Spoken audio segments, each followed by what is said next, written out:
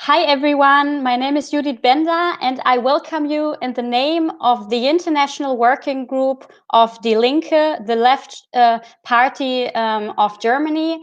We are an international working group based in Berlin, and we are very happy that you are all sitting in front of your screens and follow our very important debate today. Our event tonight is a contribution to an action week, actually, which is taking place this week. It's an international week of anti-imperialist struggling happening this week. And of course, in times of Corona, this might be more an online thing right now, but we thought that it's very interesting and important to join this initiative, which is endorsed by, for example, the Foro de Sao Paulo, by many organizations like La Via Campesina, the World March of Women, and other parties and movements around the world. And as the German Left Party, as Die Linke, we are a member of the European Left Party, and also the European Left Party endorsed this initiative. And let me just refer very briefly to our party's program, in which we say that we want to overcome all social relationships in which people are exploited and deprived of the right to make their own decisions, and in which the social and natural foundations of their lives are destroyed. So Die Linke has a clear stance against imperialist forces and imperialist policies.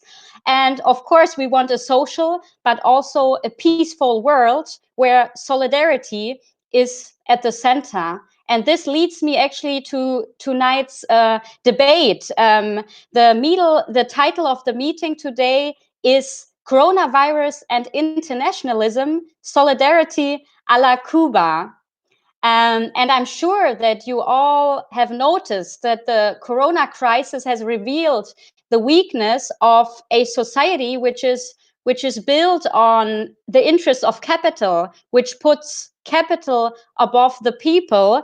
And I think we agree, or I hope that we agree, that now it's the time of international cooperation, the time for good cooperation amongst the people.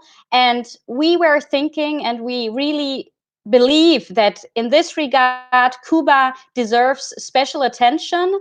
And for the next 1.5, maximum 2 hours, we want to talk about Cuba's role in the Corona crisis. And I'm very happy to have 3 very competent speakers with me tonight who can contribute to the topic from different perspectives. And I would like to start with presenting our tonight's speakers. First of all, we have María Milagros Franco Suárez. She's an embassy counselor for scientific and academic matters, including health policy. And she's connected now from the Cuban Embassy in Berlin. Together with her, there is also the ambassador of Cuba to Germany. We are very happy that you are also present, Ramon Ignacio Ripoll Diaz. A very warm welcome to Berlin, to the Cuban Embassy. And I'm also very happy, it's an extreme pleasure that Dr. Emily Brown is here with us today. Emily is actually now connected from Massachusetts, and she's a graduate of Escuela Latinoamericana de Medicina in Cuba, the ELAM it's called, and she's currently a second-year family medicine resident physician at the University of Massachusetts. Thanks so much, Emily, for taking part. And last but not least, our third speaker is Harri Grünberg. He's an activist of Cuba Si, a member of Die Linke Executive Board, and also a member of Die Linke's International Commission. So thanks a lot for your time, but also for you on the screens for coming.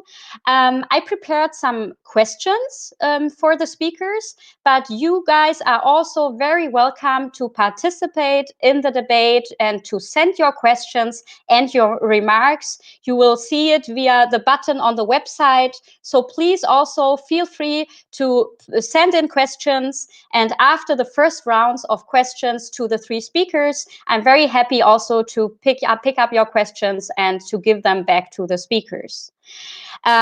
Before we will start with the first round of questions, and I will ask with Maria in a second, we wanted to start with a small video which shows a bit the door-to-door policy which is now happening in Cuba. We show the video now, and then I will start with a question to Maria. Buenos días. Buenos días. Parece una podía. Sí. Buenos días, con su permiso.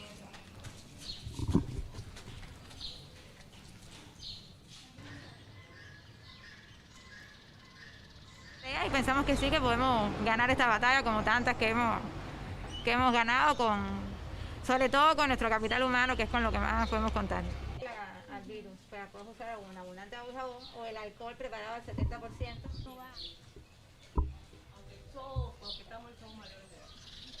Siempre hay una etapa de más o menos de septiembre, octubre que hacemos pesquisa por el tema del dengue.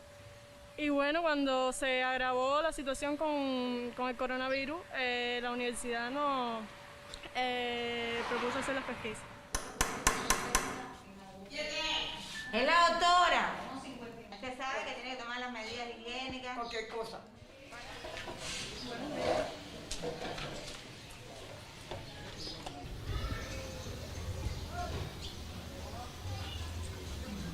Al ver que todo el mundo anda en la calle sin nasobuco, la gran mayoría, porque fue al principio, me di al trabajo de sentarme y hacer los nasobucos para la gente.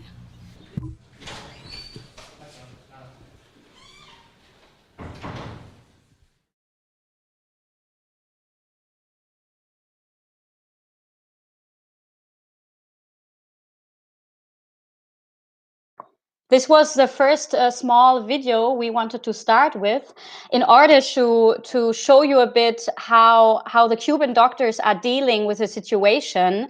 And now I would refer to Maria. You, Maria, the video already gave us a bit an impression about how the situation in Cuba is at the moment regarding Corona. But maybe you can give us a bit more numbers and experiences and tell us what's actually now the situation in Cuba regarding Corona. How does it look like? Well, thank you. First of all, thank you so much for this opportunity to participate in this event.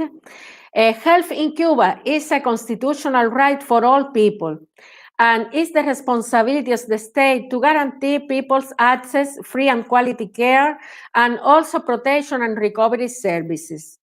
Our health system has a preventive approach based on the work of the family doctor who has direct contact with the population. You could see in the video a doctor visiting the patients in the community. Cuba has achieved a very worthy result in facing the pandemic, and much more considering the conditions in which our country has had to do it. Even before this disease arrived to Cuba, there was already a complex economic and social situation caused by the blockade and the Helms-Burton Act. Cuba has reached a day number 76 of the epidemic, with indicators that describe a satisfactory behavior of the epidemiological situation. In the daily report of the Ministry of Public Health, at the close of Sunday, May 24th, there were 1,947 confirmed cases, 159 active cases, 82 deaths, 2 patients evacuated, and 1,704 recovered. Now, how to explain these results? The first cases of this epidemic were diagnosed on March 11th. Even before that day, Cuba had developed and implemented some measure of a national plan in line with the protocols and good practices of the WHO to face this pandemic. The plan is followed on a daily basis, and precisely this has ensured the early diagnosis and timely treatment of the disease, as well as a good epidemiological surveillance. Its implementation is supported by the free and resilient health system, which is an indicator of 9 doctors per 1,000 inhabitants, allowing total coverage of the population. At the same time, Cuba has had the necessary hospital capacities against COVID-19. This ensures that in Cuba, the disease develops within a positive scenario. The dedication of the health staff, as well as the reaction of Cuban scientists, innovators, and every person involved in research work has been exceptional. In 2 months, Cuba has carried out 4 clinical trials and more than 70 investigations linked to this disease with extremely encouraging results. Medical care has been supported by the medical, pharmaceutical, and biotechnology industry, which innovated products for the treatment of the disease, such as monoclonal CD6 antibody developed by the Molecular Immunology Center and the CRGB 258 peptide by the Center for Genetic Engineering and Biotechnology. Both are playing an important role and are showing encouraging results in preventing death of critical patients and also in preventing patients from reaching those stages. The drugs protocol to treat COVID-19 has included the use of interferon alpha-2b and interferon alpha plus gamma in asymptomatic patients as monotherapy. This is leading to an early negativization of PCR.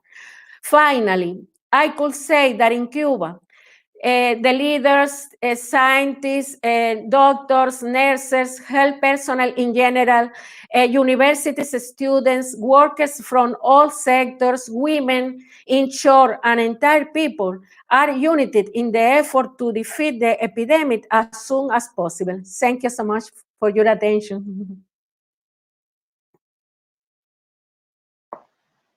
Gracias, Maria. We have now a second video, I think, which we wanted to show, and then I would come to Harri for the first question, but maybe we can see the video first. Another early morning, another ceremony to bid health workers farewell. Last week, a troop of Cuban doctors were dispatched to Italy. This week, medical professionals have been sent throughout the Caribbean, to Suriname, Grenada, Jamaica, and today, St. Kitts and Nevis. 29,000 Cuban doctors and nurses are working in 59 countries around the world, and as confirmed cases of coronavirus increase, so does demand for Cuban medics. Medical services are the island's main export, raising more than $6 billion for the state in 2018. But the communist-ruled island doesn't charge for the thousands of doctors who work in more than a dozen low-income countries in Latin America and Africa. The same goes for disaster relief, where Cuban physicians have provided emergency assistance to millions. Almost 1,000 Cuban doctors arrived in Haiti after the 2010 earthquake, where they were the first to set up medical facilities amid the rubble. More than 12,000 people were willing to fight Ebola, and right now there are thousands of Cubans willing to complete these missions. While Western commentators assume Cuba sends doctors mainly to expand influence, experts on the island's health system draw a different conclusion. The root of it, in addition to Cuba's own health system, which provides universal coverage and universal access, is really the belief that Cuba is one of a number of developing countries that is trying to make life better for its population. From the moment we're born in this country, we receive an education based on humane principles. The principle of solidarity and internationalism is at the forefront of that. This isn't about politics or ideology, it's about humanity. You're making a big sacrifice. Why are you willing to go? Because there are other people that need me, people that are sick and dying, and that isn't right. People shouldn't be dying when there are people who can help them. Ed Augustin, Al Jazeera, Havana.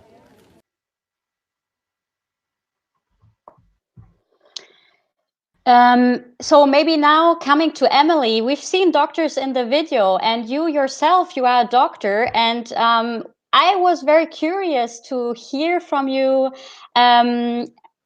what is ELAM? What's the school? We read a lot about, but maybe you can explain a bit what is actually ELAM, and how did you, as a US citizen, got interested in studying there, and what experience did you make there? Sure. So ELAM is an international medical school in Havana, Cuba, that is full scholarship. It was started in 1999 because Cuban doctors went abroad in 1998 after Hurricanes Mitch and George caused damage in Central America and the Caribbean. And Cuban doctors have been going abroad to serve those in need since 1960. So 60 years of showing what solidarity looks like. And when Cuban doctors went abroad in 1998, they didn't find just people injured from these hurricanes. They found people that had never seen doctors before in their life and had untreated chronic diseases. So they reported this back to Cuba, and Fidel Castro decided to open the Latin American School of Medicine in order to train young people from those nations affected by the hurricanes, and so that they will go back to those countries and serve as doctors. The thought was disasters, and as we've seen, pandemics make the news. However, the disaster and the pandemic of poverty often do not make the news. And so in 1999, ELAM was formed. And in the year 2000, the Congressional Black Caucus went to visit Cuba, and a congressman from Mississippi said, Fidel, my state needs doctors. As many of you know, there is a great need within the United States and great disparities here. And so Fidel said, okay, I will offer scholarships to young people from Mississippi. And that then expanded to all of the states. And the way that US students apply to the Latin American School of Medicine is through an organization called Pastors for Peace, or IFCO, which stands for the Interreligious Foundation of Community Organization. And the late, great Reverend Lucius Walker Jr., who was friends with Fidel Castro because he was a human rights activist and he opposed the blockade against Cuba. So we, as US students, apply through IFCO, and it's thanks to them that US students are allowed to study, or are able to study at ELAM. And the reason why it's legal as Americans to study at ELAM is because the blockade forbids that US dollars be spent in Cuba, but because we're full scholarship, receiving not just tuition, but room and board and, you know, textbooks and uniforms and even a stipend, we aren't technically spending US dollars there. So our own oppressive government also allowed us to study there. And since 2005, when the first class graduated from ELAM, over 35,000 doctors have graduated from 138 countries in Latin America, Africa, the Middle East, Asia, and the Pacific Islands. And of those, about 200 have been from the US, and most of them, like me, go to work in primary care with a focus on prevention and underserved populations. So that's what ELAM is. It's an international full scholarship medical school, and to me it is so much more than simply a medical education. And so how did I find out about it? So I found out about ELAM because I was volunteering in my undergraduate years in New York City. And I was volunteering at a hospital, not because I was interested in medicine, but because I like to volunteer. And because I was volunteering at a hospital, my family sent me a newspaper article about US students who had graduated from ELAM. I had never before considered becoming a doctor, but I saw... One world, one cup. by Dr. Emily Brown. Oh, Years ago in New York City, we'll get to that later. So I illustrated this story as well. We'll watch that in a bit. So I read about this newspaper article of students who came from medically underserved backgrounds like myself, and here they were ready to serve the underserved, go back to their home countries, and they were fluent in Spanish, and they were proficient in treating not just the individual, but also the community. And it just seemed like everything right in the world, in a world where people can't afford medicine and can't afford healthcare in the US, ELAM it made sense. And I immediately fell in love with this medical school as soon as I heard about it. So I didn't immediately apply. It's a big change to go from not even considering becoming a doctor to thinking about taking that big life-changing step. But after college, I was working in an emergency room, and the doctors I was working with said we wanted to go into primary care, but we were in so much debt because of medical school, and emergency medicine pays better than primary care. Meanwhile, we had patients coming in using the emergency room as their source of primary care because they didn't have a primary care physician. And here you have people receiving medicine in the most expensive setting, the emergency room, instead of the most cost-effective setting, which would be a primary care clinic. And I remembered ELAM, and I thought, well, that just makes sense that you'd graduate because of this full scholarship, debt-free. You can afford to be affordable to your patients. So I applied and I got in, and it was the best decision I ever made. It was the greatest privilege of my life. And people sometimes ask me if I was offered a full scholarship to study in the States, if I would choose that instead of ELAM. And I would choose to study in Cuba every single time because it was so much more than medicine that I learned.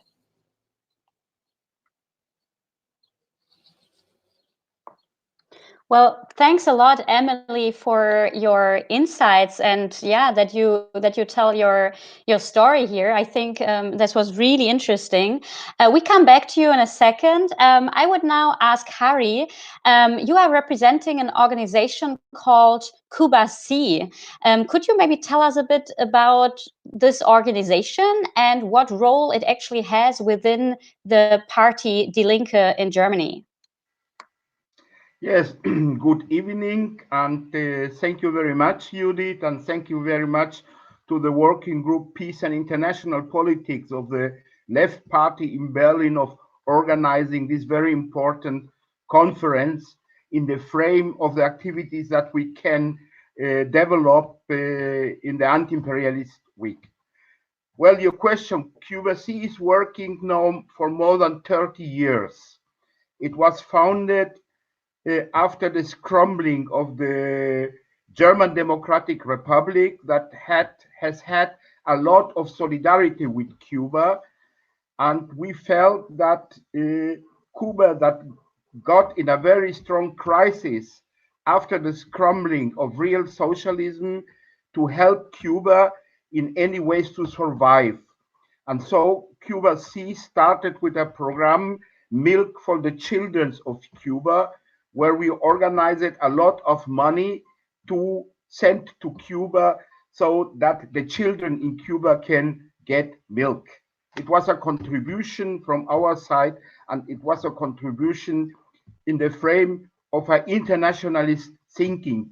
Cuba gave us so much and solidarity, but also on the political level that another world is possible, and an alternative to capitalism and neoliberalism exists, so that we not only work on the basis of helping Cuba with material solidarity, but also we have the task of developing political solidarity. And that is in this situation extremely important, because the policy of the USA, of US imperialism against Cuba is becoming sharper, especially now under the administration of Mr. Trump.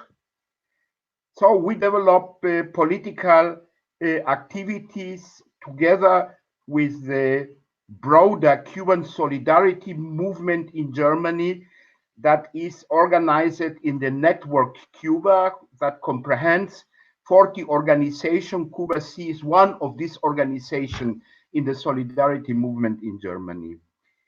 Inside the party of the left, we have a very important task to fulfill.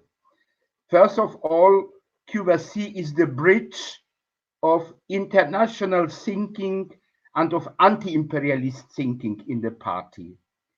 Well, once the leader of the international policy in Cuba, Balaguer, said, if the left in Europe is not anti-imperialist, there is no left. And I think that is a true consideration. And the left in Europe, and especially our left in Germany, doesn't have to forget that we have to support movements that are looking for our own way of development and of own way of socialism. And it's not always easy inside of our party to develop it, but so long Cuba Si exists, inside of the party, there will be the discussion for solidarity with Cuba. And I think that is our main task at this moment. So Cuba Si was on the forefront of introducing an amendment for the executive board of our party that to join the anti-imperialist Solidarity Week. So we discussed it inside our leadership, and I think the contribution was important. Thank you. Thanks a lot, Harri. And I just wanted to remind you guys on the screens, before coming to the second round of questions, you have a button on the website, Ask a Question. So now, after the inputs and the first answers to my questions, maybe you have another remark or another questions. So type in your questions and we will go back to the questions later. There's actually already one in from Berlin, Germany. So now I would like to come back to Maria. So the Cuban Embassy in Berlin. We have seen in the Corona crisis once again that Cuba sends an army, but an army to many countries, an army of doctors and hope, and not an army of military and fear. And yeah, the white coat brigades, they were often referred to this in the media. And I actually read that they are now recommended for this year Nobel Peace Prize by the French Solidarity Organization, Cuba Linda, but also other organizations like the US organization Code Pink and others. So for their recognition of their efforts in the fight against the global fight against COVID. And now my question would be if you could tell us a bit more about the concept of the brigades and also what Cuban medical internationalism means for you. Yes, yes, Judith. First, let me give you some facts about the history of the Cuban medical collaboration. 2 days ago, on May 23rd, Cuban medical collaboration had its 57th anniversary. During all these years, more than 420,000 Cuban health professionals have fulfilled missions in 134 countries.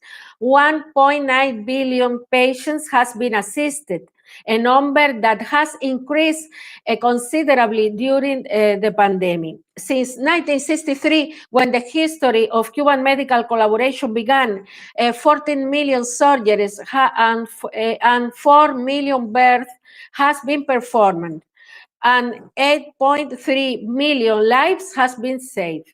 Now, I would like to show some elements regarding the work of Cuban medical brigades in disaster situations.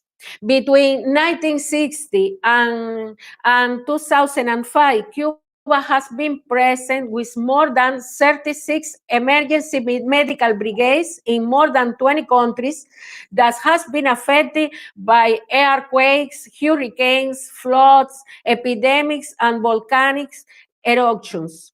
Tons of medical materials, supplies, food, and clothing were also sent. In August 2005, a new medical brigade was formed to provide support to the population affected by Hurricane Katrina in New Orleans. This offer of help from the Cuban government was rejected by the U.S. government. This brigade was named Henry Reef Medical Force in memory of a young American combatant who died fighting for Cuba's independence. A few days later, on September 19, the Commander-in-Chief Fidel Castro established an organization that is still unprecedented in the world. Henry Reef International Contingent of doctors specialized in disaster situations and serious epidemics. I will mention only two examples of the many, many missions carried out by the Henry Reef contingent. In 2005, more than 2,000 health personnel were at Pakistan because of a terrible earthquake. And in 2014, 165 Cuban health personnel were in 3 countries of West Africa fighting against Ebola, answering the request for help made by the General Director of the WHO and the General Secretary of the United Nations. Nowadays, more than 2,300 collaborators organized in 28 medical brigades of the Henry Reef contingent are contributing to the fight against coronavirus in 24 countries. To the date, they have treated more than 26,000 patients. In addition, there are more than 28,000 health professionals, besides the Henry Reef contingent, active in 59 countries.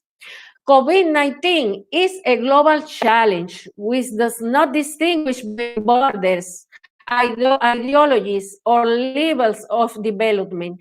It has tested health systems around the world and our ability to respond to epidemic events. No country on its own can face this pandemic. A global response is required based on unity, solidarity, and renewed multilateral cooperation. Cuba has repeatedly expressed to the WHO and its member states its willingness to cooperate and share our modest experiences. Neither the genocidal blockade imposed by the U.S. government against Cuba, which is being cruelly intensified, nor the attempts by that country's administration to discredit and hinder Cuba's international medical cooperation have been able to prevent this gesture of solidarity. Thank you. Thanks a lot, Maria. That was very interesting. And well, I would like to come back to Emily now. You said that, well, you fell in love, and it was the greatest privilege of your life that you could study at ELAM. I just wanted to ask you again if you could maybe describe a bit what's so special about the Cuban health system. What does it mean to you? And also maybe now with your experience in the US, what's the difference and why is it special for you? So first off, Cuba has a healthcare system. I can't say the same about my own country. When you have a system, you have a lot of parts that can work together in synchrony with each other with a same common goal. Instead of in the US, where you have a patchwork of organizations that are often competing with each other for profit, and you have suffering and death as a result of that. The Cuban healthcare system focuses on prevention and people. It doesn't focus on profit. And not only does it care about the Cuban people with universal coverage, and usually your local doctor, your primary care physician, is within walking distance of your house, it also cares about its students. We were given food and housing, and compared to the States, your university doesn't care if you're homeless or hungry. So I felt like I was semi-retired in Cuba because I wasn't working 4 part-time jobs just to make ends meet. I got to simply focus on my studies in Cuba. And that felt like a luxury to me after having completed a degree in the States where I was working up to 4 part-time jobs at a time. Another thing that makes Cuba unique is that instead of advertising fast food and advertising the latest drug on TV, they educate their populace. And this is a photo of me in my uniform there. So I think there's something to learn from that, where you focus on empowering your population through education instead of just trying to sell them things that are bad for their health or potentially harmful. Another thing that really appealed to me about studying in Cuba is the emphasis on clinical diagnosis. To me, it was like learning math without a calculator, when you've got to use your physical exam skills to arrive at a diagnosis instead of simply giving everybody a CAT scan and costly tests that are often unnecessary the way we use in the States. So to me, Cuba was low tech, it was resourceful, it focused on what was essential. And in some ways it spoiled me because there was no health insurance, there was no billing, there were no lawsuits, all these things that really come between patients and their doctors, between doctors and the care they want to deliver in the States. And Cuba understands that you have to include everyone if you're going to effectively take care of anyone, especially during a pandemic. Thank you. Thanks, Emily. And we will come to this later, to the questions, but I can already tell you that I have received one question for Emily and one for Maria. We will finish our rounds of questions, and then I'm very happy to also include the audience. I really apologize that during Corona times we have to do the meetings like this, but we are very happy that you're all here, and we will try to do our best to do the meeting. So Harri, maybe we can come to you now again. You already explained a bit that organizing concrete solidarity is an important area of Cuba Si's work.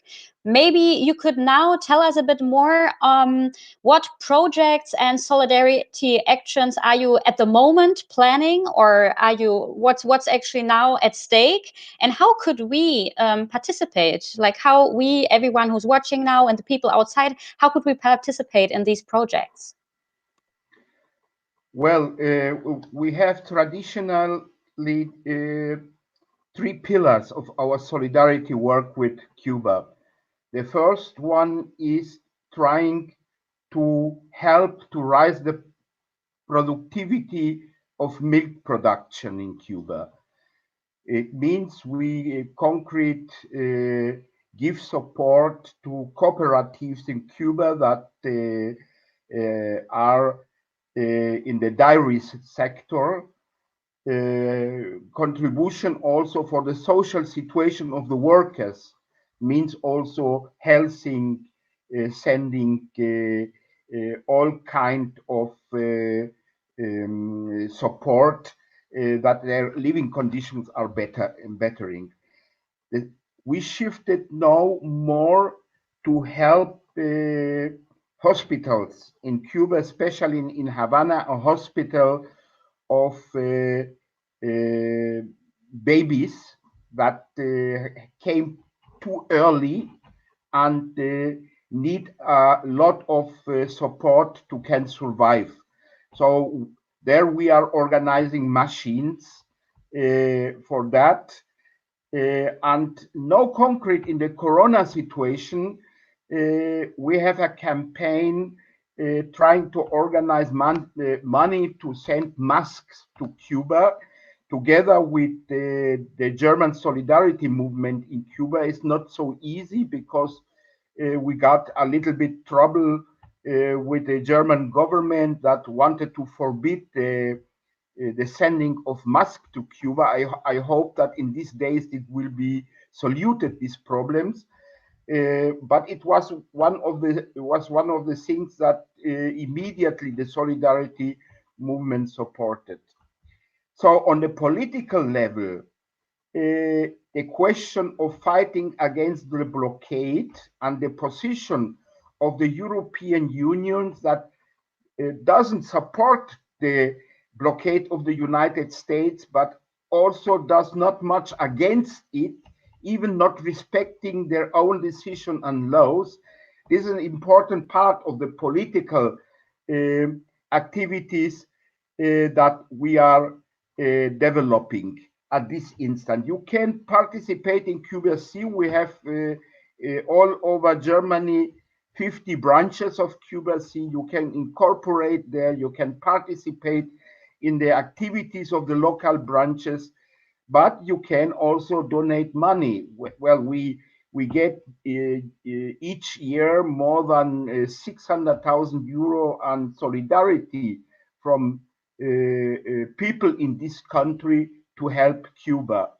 And with these activities, we raise the sympathy for Cuba. You know, in Italy at this moment, because the brigade, the sympathy with Cuba is higher than the sympathy with Germany, that is part of the European Union, but hasn't done much in solidarity with the pandemic that was in Italy. Yes, I don't have now the number where you can donate money, but that is one of the most important things, because Cuba needs a lot, not on medicine, but especially on hygienic material for the hospitals. And there we are trying to help now.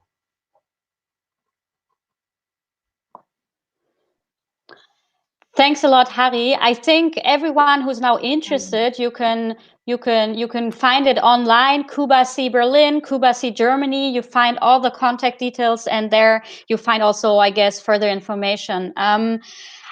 Now, Harri talked about the blockade. Also, Maria mentioned that, of course, the 60-year-old blockade is a severe problem, and we as left parties, I mean, we are convinced that the blockade has to go, because also it violates human rights, it violates international law. So, of course, our position is also that we need to intensify our struggle against it. There was much in the media about how the situation now is also becoming more and more difficult for Cuba, because as already some speakers have indicated, the US administration is making actually, or is putting up more and more restrictions. And now I would like to know from Maria, maybe you can explain a bit more, what does the blockade concretely means in time of Corona? And what's your proposal to end this? Yes, Judith. The current U.S. administration has increased its hostile policy against Cuba by developing extreme actions against the Cuban Revolution. This hostility is evident in the increase of verbal aggression against Cuba, in the intensification of the blockade with concrete actions of great impact, such as the persecution of Cuba's trade transactions and financial relations in any part of the world. An increase in threats towards third countries, the extreme application of the Helms-Burton Act, as well as the attempt to hinder the arrival of fuel to Cuba, with repercussions on the economy and the lives of all Cuban people. At the same time, official exchanges between the two countries has been reduced to a minimum, as well as bilateral cooperation on issues such as the fight against drug trafficking and terrorism. Scientific, technical, academic, religious, sports, and cultural exchanges have been limited, as well as the ties between Cubans living in the US and their families in Cuba. Only in 2019, 86 new blockade measures were implemented, which are very harmful to us and even hinder our capacity to respond to the COVID-19 as we could do under other conditions. The annual impact of the blockade on the Cuban economy says $4 billion. Cuba is the victim of a brutal escalation of the U.S. blockade policy, under which it has limited access or not access at all to equipments, drugs, medical devices, and technologies related to the diagnosis and treatment of COVID-19. The U.S. government attacks medical cooperation with the purpose of discrediting our country as an attempt of hiding the successes of Cuba's vigorous and effective health system despite our economic limitations. While the U.S. government centers its attention in attacking Cuba, they fail to guarantee health services between 40 and 60 million American people. They are also aiming to destroy Cuban incomes received in return of providing health services in countries with an economic situation that allows them to pay for those services in the framework of South-South cooperation, a cooperation based on intergovernmental agreements, which are legitimate. The truth is that today this cooperation is even more extensive and enjoys worldwide recognition for its professional and humanistic quality. There are many more countries that are requesting Cuban medical services in their different modalities, even to fight the current pandemic. In spite of the attempts of the U.S. government of showing Cuban health personnel that collaborate in other countries as slaves, the reality shows that they do it fully voluntarily, based on their values of humanism and solidarity. They have been formed, those values, by the Cuban Revolution. And now, under the circumstances of the COVID-19, these values easily recognizable. Cuban doctors are saving lives in countries that have requested Cubans' help. Thank you. Gracias, Maria. To the audience, I want to once again let you know that you have the Ask a Question button. So please, I have 2 more questions and then it's your turn. Now, Emily, I would like to pick up what Maria said. I think now we agree that we need political action and we need a change. I know you're not a politician, but of course you have many experiences. You know the country as well. You know the situation. You're an expert in your field. And I just wanted to know what political demands would you formulate towards, your government, the US government, but maybe also the European Union government regarding their policies towards Cuba. So in your opinion, what does, where, on which areas do we need a change, and what would be your demands regarding the Cuban policy? Yes, I would demand to end the blockade. End the blockade today, end the blockade now. The blockade interferes with the acquisition of essential supplies, and the resulting harm, to me, is an act of violence. And when we choose to stay ignorant, or if we choose to stay silent, we are also participating in that violence. At the end of the day, it's a question of, do we want to live our lives treating others the way we want to be treated? And this is the common thread that I found in every religion, every spiritual tradition, and simply being good neighbors to each other. Cuba shows us what it looks like to be a good neighbor. And I think the least we can do is repeal the Helms-Burton Act and allow for trade between the nations.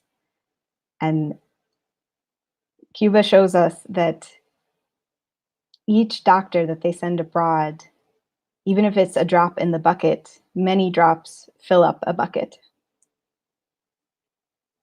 And the blockade today. Thank you. Thank you, Emily. And yeah, before I will ask another question to Harri, I would like to share with you, with the audience, a video of an autobiographical story Emily wrote, actually, involving Cuba, COVID-19, but also the environmental impact. And of course, feel free, Emily, if you want to comment on the video after we've shown the video, but I think it's a very interesting one, and I'm happy that you agreed that we can show it here. One World, One Cup by Dr. Emily Brown. Years ago in New York City, I went to the playground with a little girl I was babysitting. She found a disposable coffee cup in the sand. A nearby trash can was overflowing with cups. I thought of the trees cut down to make these paper cups and the landfills filling up with cups and other items which were only used once. I wondered how the world would be if we each had one cup that we reused throughout our lives and imagined lush forests and playgrounds without trash. A few years later, I lived in a place where there were no disposable cups or disposable anything. I was studying medicine in Cuba, where my classmates and I received full scholarships to become doctors for medically underserved populations around the world after we graduated. The first day of medical school, we were each given one green cup to reuse every day for breakfast, lunch, and dinner. In Cuba, everything was cleaned and reused, including medical supplies such as gloves and masks. Now I work as a doctor in the U.S. during a pandemic. Supplies such as masks and face shields are running out, so my teammates and I are reusing them. Together, we will defeat the virus. I hope that after the pandemic is over, we will continue to safely reuse our resources, ensuring enough for all in the future. We only have one world. May we treat the earth and each other with love and respect. Thank you.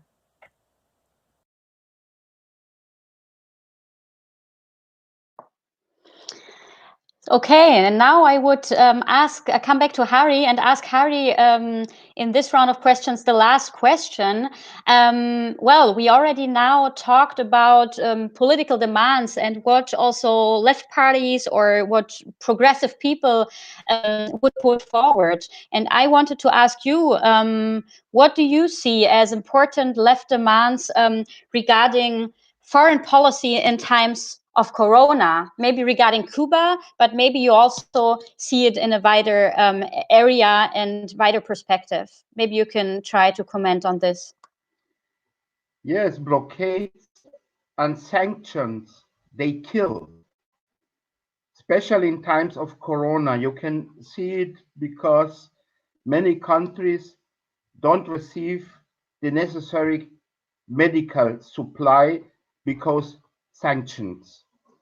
UN General Secretary Guterres demanded a few weeks ago the end of the blockades, or at least a suspension of blockades and sanctions. He said that today is not the time for exclosures and for sanctions, is the time for solidarity worldwide. And with that conception, we have to say that all the sanctions that we have against Cuba, Venezuela, Iran, Syria, that are countries that are beaten very heavily from the pandemic, have to fall down. And I think that is the first important task of left forces, especially in Europe and also here in Germany, to demand, as the General Secretary of the United Nations said, they have to be suspended, any kind of boycotts and any kind of sanctions to countries. So that medicaments can go. Second, I think that we need dramatically the development of medicaments against the pandemic, and that cannot only be the question of one country. When Mr. Trump said we will develop a vaccine, but only for the United States, that is a very egoistic way of thinking.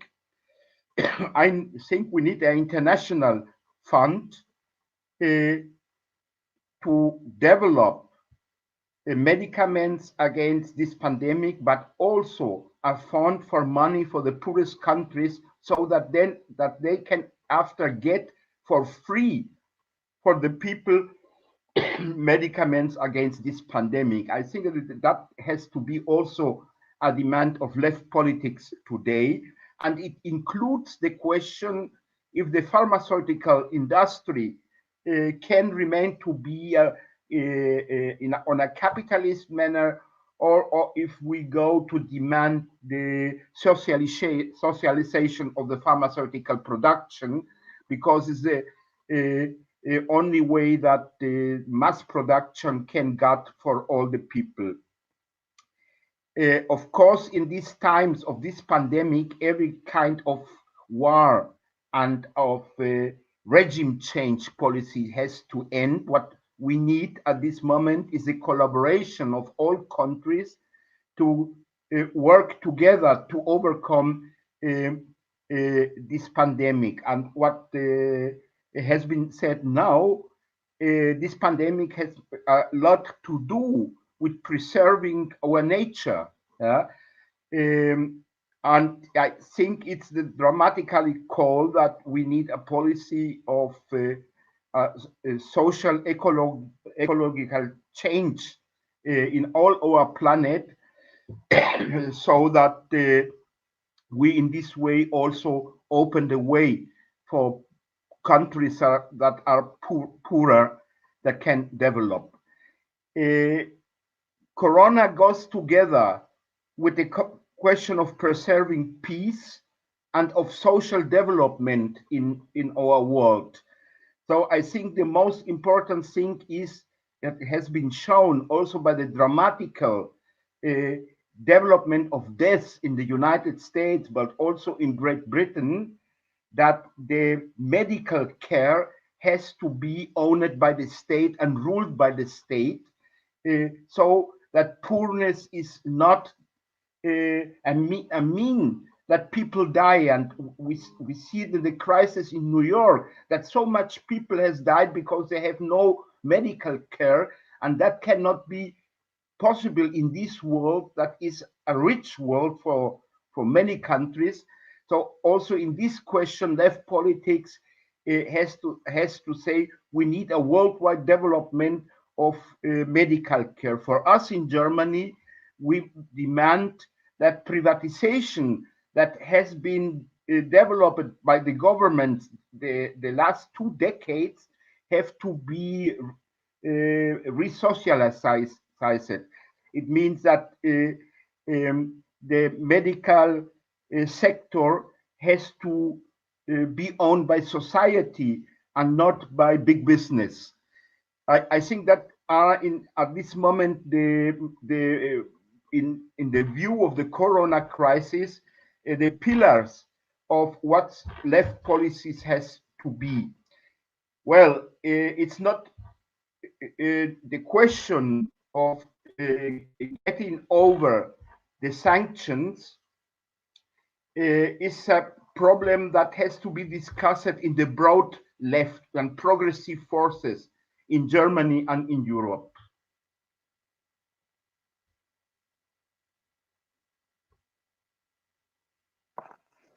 Thanks a lot, Harri. And yeah, we're actually done with the first round of questions, answers, and questions. And I will now come to your questions, the one I've already received. And I would like, first of all, to let you know that it's really nice to see that we have followers from around the world, actually. We have, for example, one greeting for you, Emily. thank you and greetings to my comrade, Dr. Brown from Eduardo, Berkeley. So we have people from the States watching. We have also people, for example, from now the Netherlands and Germany. And I would like to maybe come to the first questions, which was which I received without a name. So I don't know who asked it, but it's for Maria, I guess. So the question is, how many tests per 1,000 inhabitants has Cuba carried out? So maybe Maria, you can comment on this. And of course, we are also very happy if Ambassador Mr. Ripoll Diaz wants to elaborate on the question or have another remark. You are very, very welcome.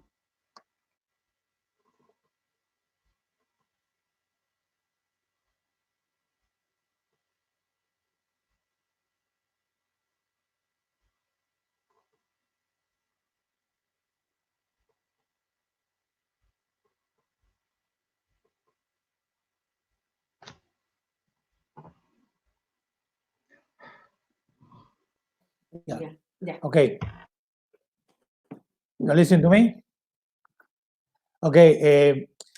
Thank you very much for this opportunity. Okay. And we are trying to do our best efforts in order to overcome the present situation in connection with the effects of the pandemic in Cuba. Of course, as a developing country, it's a difficult task to be the capability to do a very big number of PSAs or other exams. But we are trying to utilize these our possibilities in the most sensible areas in order to cut the change the chain of the disease. And until now, was possible for us with a relative small number of this kind of proof to reduce the effects of the pandemic in Cuba. And at the same time, we are trying to conduct or to develop new methods or new diagnostics possibilities in order to have the opportunity to create to produce these products in Cuba in order to be in the capability to do more exams, because it's very clear the case, the same situation in Cuba in connection with this pandemic, that there are very big number of persons are asymptomatic, and it's not possible to confirm that a person had the virus already with the normal or the traditional method.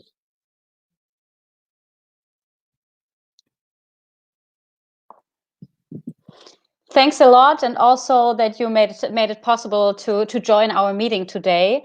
Well, maybe Emily, now I could come to you. I have one question for you. Peter from Worcester, United States. He asks, could Dr. Brown speak to the role of ELAM students in COVID environment and the US approach to contact tracing? So this would be one question, and I just see that a second question is here for you. Maybe we can deal with them both if you agree. The second one comes from a person from Ann Arbor. What did you learn about preventative medicine and non-profit healthcare in Cuba, and what lessons does it have for healthcare in the US?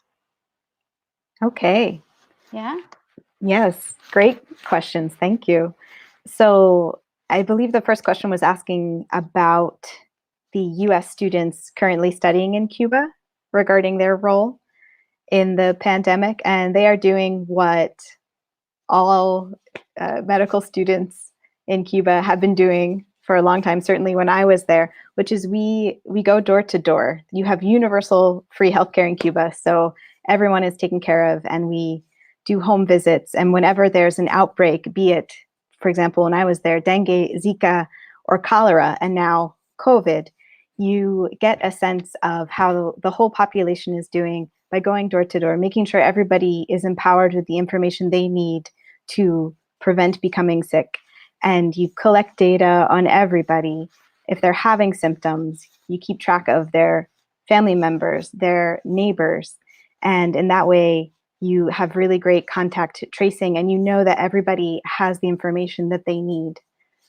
And the US students, as well as all of the students currently studying medicine in Cuba, are participating in this, as I did when I was there. That was pre-pandemic, but same idea. And then the second question was about preventive medicine in Cuba and what lessons that holds. So when you focus on prevention, it is the most economical. Instead of throwing $1 million at somebody when they're at the end of their life and they have complications from untreated chronic disease that could have been managed before they were at the end of their life in a much more economical way. And that's the big difference you see here in the States, is that we don't value prevention and we don't value maintaining health. We compensate way more for surgical interventions than we do for primary care. And that's part of why doctors, when they graduate with all that debt, are more likely to go into those higher paying specialties. But because of ELAM, I'm free to go into primary care without feeling that burden of medical school debt. So I thank the Cuban people for that freedom, the freedom to, I can afford to be affordable to my patients as I move forward in my career. But what I wish for my own country, as well as all countries, is a healthcare system like Cuba's with universal free coverage for all people. Because if we're not taking care of everyone, then we can't take care of anyone very effectively. Thank you.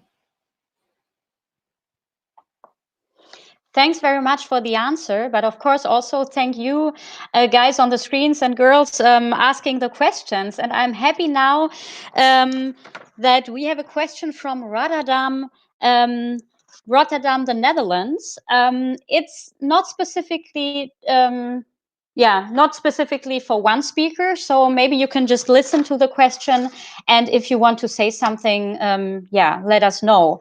So, Robert is asking, apart from taking action in the political arena, what bottom-up actions can left parties in Europe take together to show solidarity and establish Cuba-style aid in vulnerable neighborhoods? So this is Robert. Well, actually, here on my screen, it says Amsterdam and Rotterdam. Well, he's from the Netherlands, and he asks, what can left parties in Europe do to show solidarity, and what bottom-up actions to establish Cuba-style aid in vulnerable neighborhoods? Maybe someone of you wants to comment on this? Sure. You could do what we do in Cuba, which is simply go door to door and check in on how people are doing and make sure that they have the information that they need, the supplies that they need. We know that even during a pandemic, common diseases and chronic health conditions don't take a break, and making sure that people have access to their medications, have access to food. I remember in Cuba when they first told us that we would be going and knocking on people's doors and going into their homes. As an American, my first thought was, but entering their homes, I mean, we could get shot. Of course, you know, now I realize what a silly thought that is, that maybe could happen in the States, but in Cuba, they don't have the tragedy of gun violence that we have in the States. So I think that in a lot of neighborhoods, you know, I hope that you can do that safely by checking in on your neighbors and showing them Cuba-style solidarity. I want to say, yeah, can I? Yeah, okay. We have a little bit different conditions in Europe than in the United States, because even if some countries have dramatically reduced the medical sector for there is still alive, and you say that you can see that in that countries where neoliberalism has hit hardly on the medical sector, like in Great Britain, but also in Italy, we had the pandemic much more stronger. I think the common action of the left is first of all that health cannot be a profit organization. It has to be reestablished that there are more beds in the hospitals. We need more doctors. We need doctors also that make more preventive medicine and not only a medicine which spend after much more money. And we need a special attention for the more vulnerable part of the population. I think that the network of doctors in Europe has to increase, and that will only be possible if medicine is considered as a good of society and not a good of profit. And I think that has to be the focus where left policy has to go. It is the same thing with the pharmaceutical industry. I think pharmaceutical industry have to be owned by the state and not by private corporations. So, and I think it was a very important step forward that the Congress of the Party of the European Left, and Judith was also there and fighted also for it, adopted a resolution in solidarity with Cuba and Venezuela and demanding the end of the blockade, and demanded common actions of the left on this political level. I think that each party of the European left should participate in one or other with their creativity, how they can participate in this anti-imperialist action week. We are trying to do it here under the restriction of the virus, where you have no public meetings. But I think much more countries and left parties in Europe also have to participate in it.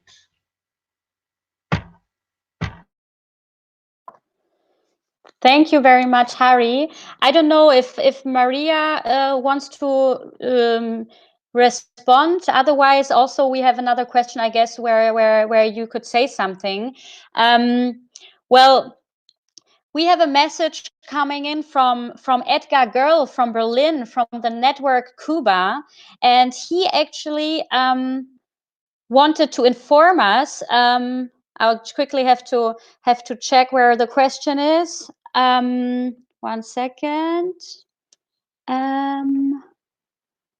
Okay. Well, we will now first start. I will look Edgar's question up. I will now start with a question coming from Spain, from Bilbao, from Anna. And Anna wants to know, does the economic embargo to Cuba, does that people get actually ill? Would you say that there are specific diseases linked with the embargo? Nutrition, water supply, psychology? Greetings from Spain. So the question whether the economic embargo to Cuba leads actually to more people get ill, and if you would say that there are specific diseases linked with the embargo, nutrition, water supply, and so on. I don't know if Maria, if you want to comment on this.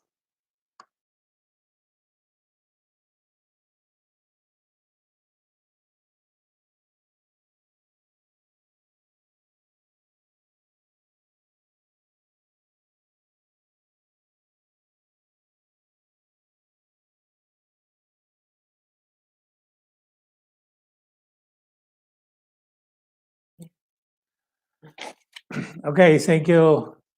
Thank you very much, Anna, for this question. I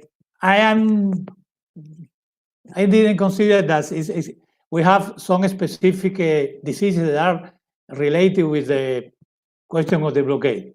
On the contrary, I can say that all the normal life activities of the Cuban people are affected by the US blockade. It's not a specific, the consequences is not a specific disease.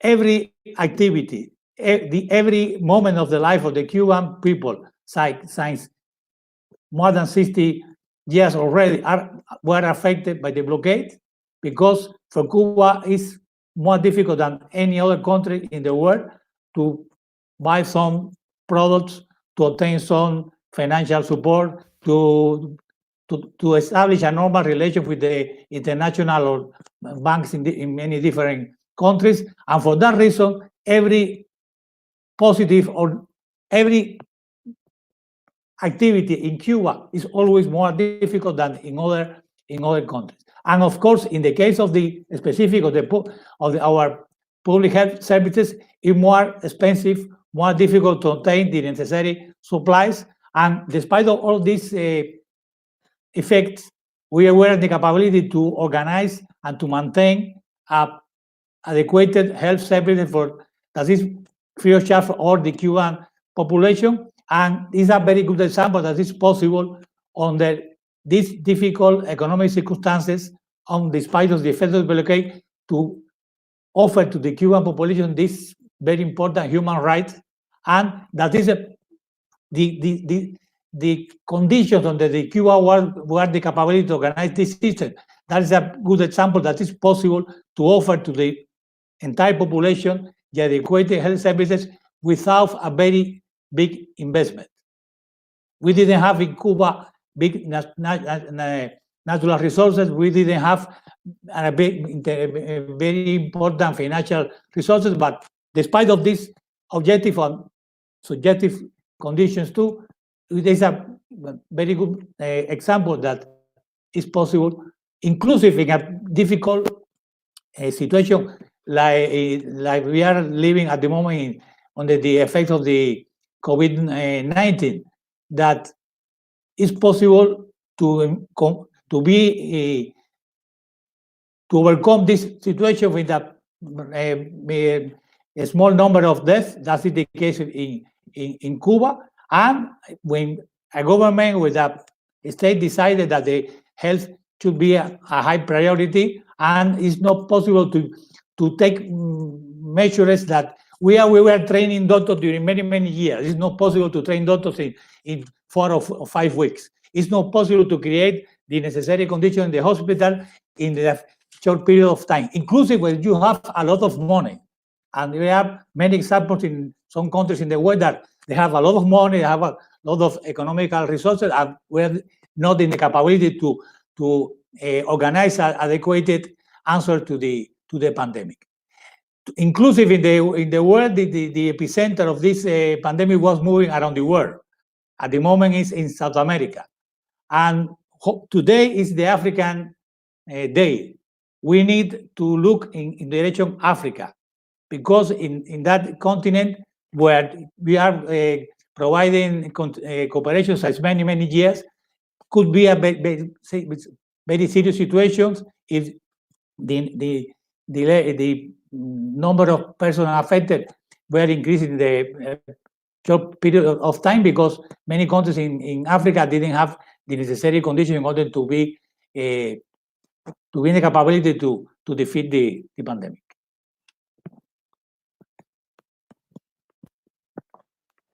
Thanks very much to Berlin, to the Cuban Embassy. Now I found Edgar's message. Edgar Girl from Berlin, from the network Cuba. He says, I would like to inform you about 2 transnational campaigns which we all can support Cuba and show that another world is possible and necessary, he adds. There is a broad international drive to award the Reef Brigade with the Nobel Peace Prize, and we will start a new campaign. unblock Cuba right before the Cuban resolution at the UN General Assembly in several European countries.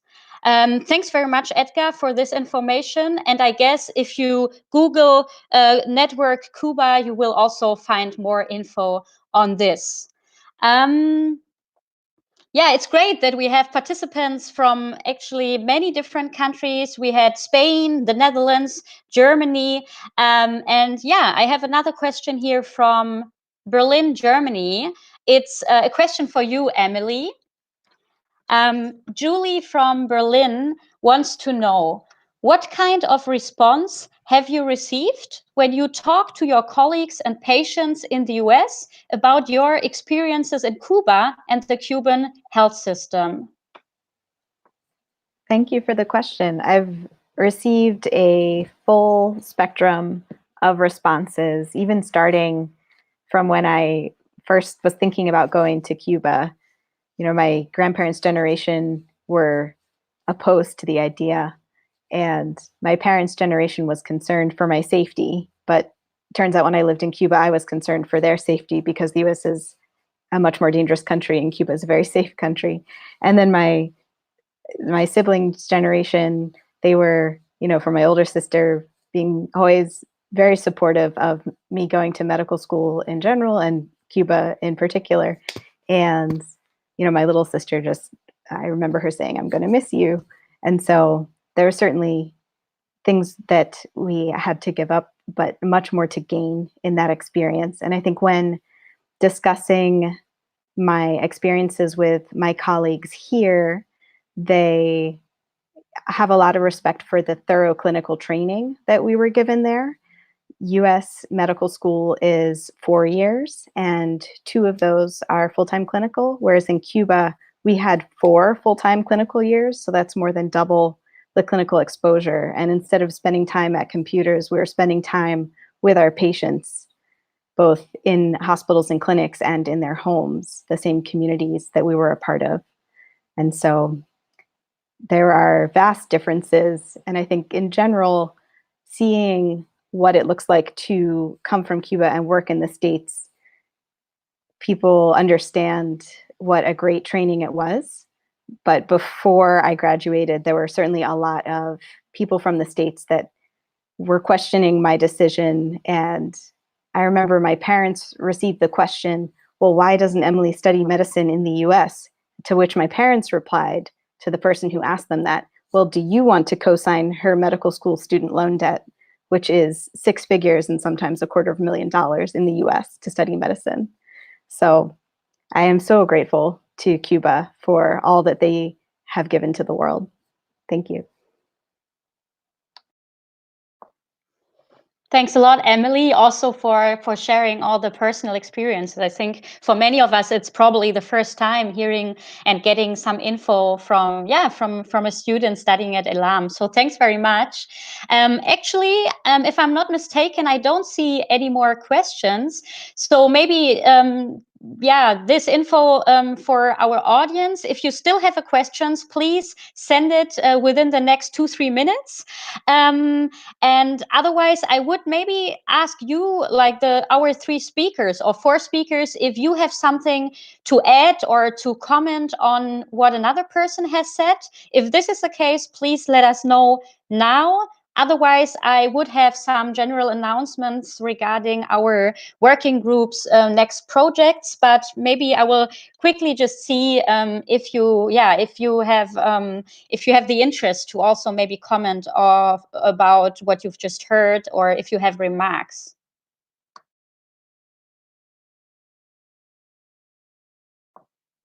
No pressure. I mean, if this is not the case, it's totally fine. So maybe I will just start with some info on our working group. And if you still see the need, or if you would like to comment, just let me know in a second.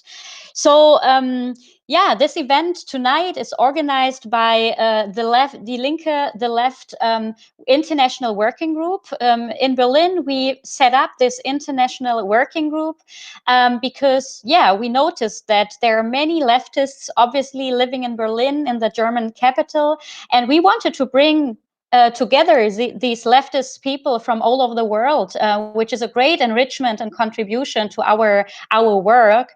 So this is a bit the background of our working group. And now in times of Corona, we were thinking what are interesting topics. And even though, of course, it's a very difficult situation we all experience, the good thing about internet meetings, online meetings like this, is that actually many people can join. I mean, here tonight, or in the US, it's not even tonight. You still have some hours to go. But I mean, we have people from the US, we have people from different European countries. So it's a very great possibility. And I just wanted to let you know that on the 8th of June, so very soon, actually, we will have another event, which is on COVID-19, on the Corona crisis as well. But the special focus on the 8th of June will be Italy. So the title of our meeting will be Italy, Suffering and Resistance in the Heart of COVID-19. And there we also have people from Italy giving us some first-hand information. And of course, we would all be very happy if you have the time, if you could follow. It will be again 7 p.m. Berlin time on the 8th of June. And then also for the end of the month, the 22nd of June, we will do an event on 10 years after the Arab Spring, new insurgents in the Arab world. So a different area of the world, but still an international topic. So the 26th of June. You find all the info if you type in theleftberlin.com, or if you go to the Facebook site, our Facebook site, which is The Left Berlin, you find all the info. But I just wanted to let you know already about our next two events. So maybe I would come back to you and ask if you, if you want to comment on someone's input, and if this is a case, please let me know now. Otherwise, we will soon wrap it up. That's great. Unfortunately, I can't see it. I have some technical issues, but it's great that you tell me. Then, Maria, please comment. Yes, at the name of the Cuban Embassy here in Germany, I would like to send this great opportunity to participate in this event that is very, very important in order to confront the discredited campaigns in media and in social media, and it's very important to have this kind of opportunity to express the real situation in Cuba. For the U.S.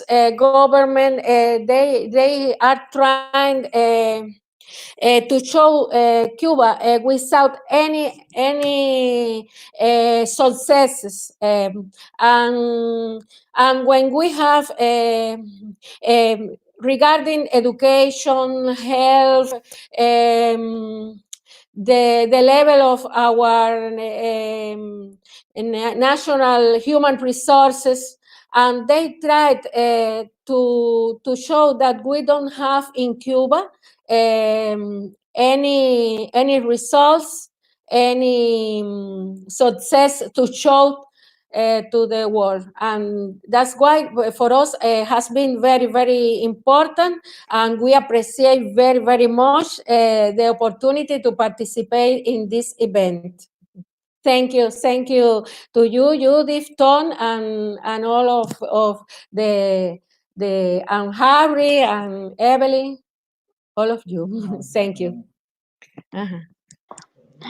Okay, great. Please still stay in line, even though it was a very nice ending, but we would still continue for some minutes. I don't see another question, so then I would say we stop with the questions, and I did not forget the second Harri in our round. Before wrapping up our session on Cuba, I want to give the floor to Harri, another comrade who is active in our working group in Berlin, and he wanted to briefly say something regarding our website and a summary of articles. So please go ahead, Harri. Okay, thank you, Judith. Can you hear me? Okay, so good evening, everyone. This is on behalf of the collective editors of Berlin Left, and I only want to take 2 minutes, literally. I've got a timer to tell me. So really, Berlin Left has actually done quite a lot in the short time that we've been operating a newsletter. There are two general themes, I think, that have emerged. One is that we have a channel for materials that you won't find easily anywhere else. And the second is that it's a perspective that often goes far deeper than traditional news sources, even progressive sources. I'm going to illustrate that with 2 articles. This is the first one, and it may help to have a look at the series of articles by Marco preparing for the next webinar series that will be in a couple of weeks that Judith just mentioned. So his article, to my mind, shows from the inside how North Italy, basically, particularly Lombardy, was sabotaged in dealing with the COVID crisis by the municipality, Bergamo, and then at a regional level, and finally at a national level. And Marco says because of direct lobbying by concerned businesses and Confindustria, that is the Employers Association. I mean, I think their motto can be said to be profits above all. Who cares about COVID killing workers? This is the sort of insight that you won't find easily elsewhere. The second article is from the Solidarity Action Group in Hungary, whose English editor is Agnes Geigi. And in the same way, this article goes beyond a simple narrative. We all know as progressives that Orban heads a reactionary and ultra-right-wing authoritarian government. But this article puts it into a context of a war within the intra-ruling class. The dynamic really unfolds in this article, whereby a Hungarian local hegemonic capital, as Agnes and her group call it, or domestic oligarchs, as they call it, are balancing off both EU capital, in particular German capital, against Chinese, US, and South Korean capitalism. This reminds us of Lenin's law of uneven development and inter-imperialist conflicts. So I think really to conclude, you gain a lot from these articles that you can't find elsewhere. And Berlin Left News Bulletin is well on its way. We invite your responses, and better, we invite your full articles. Thank you for my time. Great. Thanks a lot, Harri. And also, I think you are here, of course, as an individual, but also what you just explained. I mean, this is a really great work of so many activists and volunteers who enrich our working group so much. And I think also now it's also the time to give a big applause and to thank all of you for your great work. Emily said in the beginning that she loves volunteering, and I think this is also what we all do, and what also you and our whole team does. So I think it's a great reminder that that this is really great stuff. And I think now I would love to talk more to you, but I think now we should wrap it up. I don't see any other questions. Julie. And oh, sorry. Okay, one more. Yes, please. Before I wrap it up, please back to the Cuban Embassy in Berlin. Yes, I only want to mention that. Thank you very much, and Gagol, because he provided us the information about this movements that are trying to present the proposal to the Nobel Peace Prizes for the Henry Reef contingent.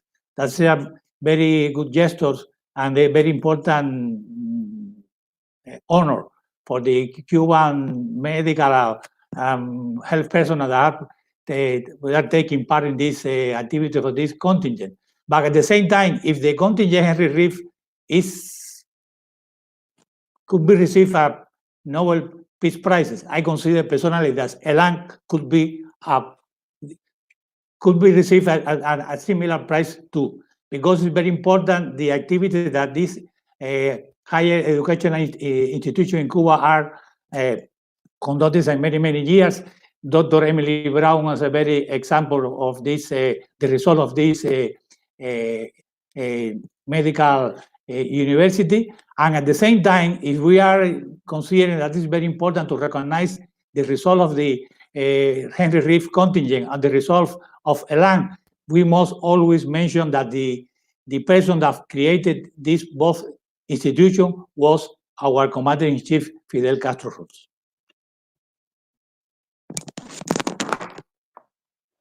Okay, thanks very much also for this contribution. I think if you want to find more information on the proposal for this Nobel Peace Prize, you find everything online, and you can support this initiative by so many organizations.